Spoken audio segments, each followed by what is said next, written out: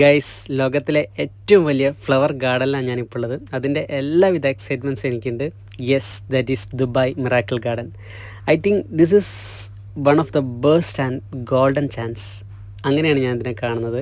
അതിൻ്റെ എല്ലാ എക്സൈറ്റ്മെൻറ്റ്സും എൻ്റെ ഡയലോഗ് നിങ്ങൾക്ക് മനസ്സിലാകുന്നുണ്ടായിരിക്കും.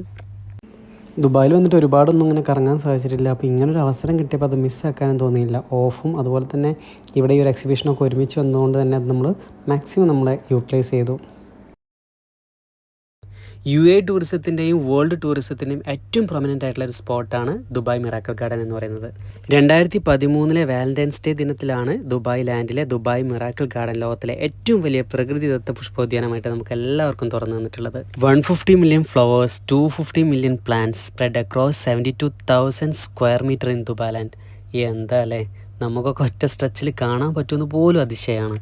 3 വയസ്സ് വരെയുള്ള കുട്ടികൾക്ക് ഫ്രീ എൻട്രിയാണ്. അതുപോലെ തന്നെ 3 to 12 വയസ്സ് വരെയുള്ള കുട്ടികൾക്ക് 80 ദിർഹംസും അതിന് മുകളിലോട്ടേക്കുള്ള ആളുകൾക്ക് 100 ദിർഹംസാണ് ടിക്കറ്റ് ചാർജ് വരുന്നത്.